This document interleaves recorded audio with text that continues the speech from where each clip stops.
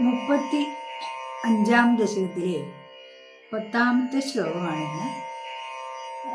ഇതോടുകൂടി രാമകഥ അവസാനിക്കുകയാണ്.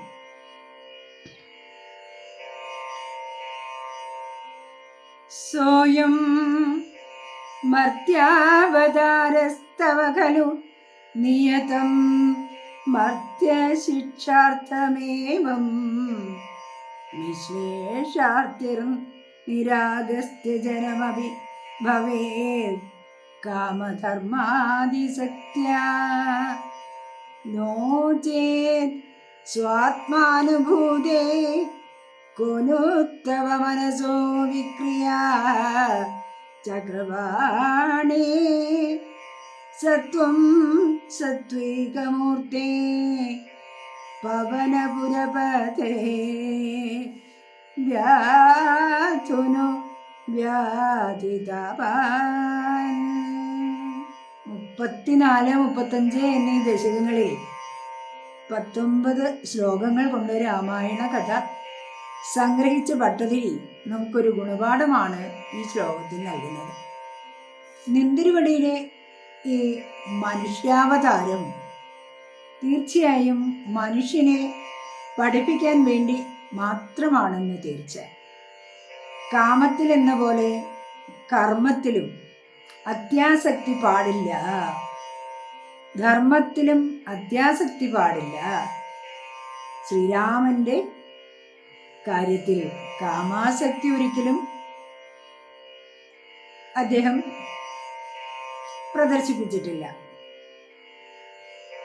എന്നിരുന്നാലും ധർമ്മത്തിൽ വേണ്ടതിലധികം ആസക്തി ഉണ്ടുതാനും.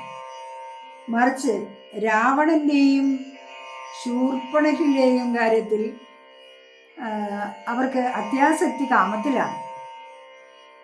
അത് അവരുടെ നാശത്തിന് കാരണമായി തീരുകയും ചെയ്തു. ധർമ്മിഷ്ഠനായ ശ്രീരാമന് ജീവിതത്തിൽ അധിക കാലവും വേർപാട് കൊണ്ടുള്ള ദുഃഖം സഹിക്കേണ്ടി വന്നിട്ടുണ്ട്.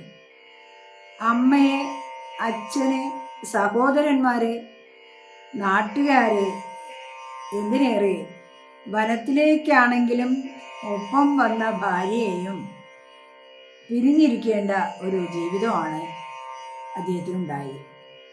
നാട്ടിലെത്തി രാജാവായ ശേഷം ആരുടെയോ വാക്ക് കേട്ട് ഗർഭിണിയായ ഭാര്യയെ ഉപേക്ഷിച്ചു. മക്കളെ പിരിഞ്ഞുള്ള ജീവിതം, തപസ് ചെയ്തു എന്ന അപരാധത്തിന് ജന്മം കൊണ്ട് മാത്രം ശൂദ്രനായ ഒരു നിരപരാധിയെ ശിക്ഷിക്കേണ്ട ഒരു ഗതികേട് അദ്ദേഹത്തിന് വന്നു. വീണ്ടും ഒരു താമസന് കൊടുത്ത വാക്ക് പാലിക്കാനായി തൻ്റെ എല്ലാമായ സഹോദരനെ ഉപേക്ഷിക്കേണ്ടി വന്നു. ഭഗവാൻ എന്തിനതൊക്കെ ചെയ്തു എന്ന ചോദ്യത്തിന് ഉത്തരം ഇത് മാത്രമാണ്. സോയം മർത്യാവതാര തവ ഖലു നിയതം മർത്യശിക്ഷാർത്ഥമേവം. മനുഷ്യ ജീവിതം ഇങ്ങനെയൊക്കെയാണ് എന്ന് പഠിപ്പിക്കാൻ വേണ്ടി മാത്രമാണ് അദ്ദേഹം ഈ കാര്യങ്ങളെല്ലാം അദ്ദേഹത്തിന് അനുഭവിക്കേണ്ടി വന്നത്. ചക്രപാണിയായ ഭഗവാനെ, അങ്ങനെ അല്ലെങ്കിൽ ബ്രഹ്മാനന്ദം അനുഭവിക്കുന്ന അവിടുത്തെ മനസ്സിൽ വികാരം എങ്ങനെ ഉണ്ടാവാനാണ്? സത്വമൂർത്തിയായ ഗുരുവായൂരപ്പ, അവിടുന്ന് എൻ്റെ ഈ വ്യാധി താപങ്ങളെയെല്ലാം ഇല്ലാതാക്കിയിടണേ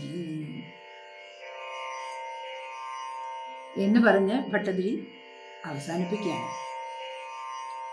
സ്വയം മർത്യാവതാരസ്തവ ഖലു നിയതം മർത്യശിക്ഷാർത്ഥമേവം വിശ്ലേഷാർത്തിർനിരാഗസ്ത്വജനമപി ഭവേത് കാമധർമാദിസക്ത്യാ നോ ചേത് സ്വാത്മാനുഭൂതേ കൊനു തവ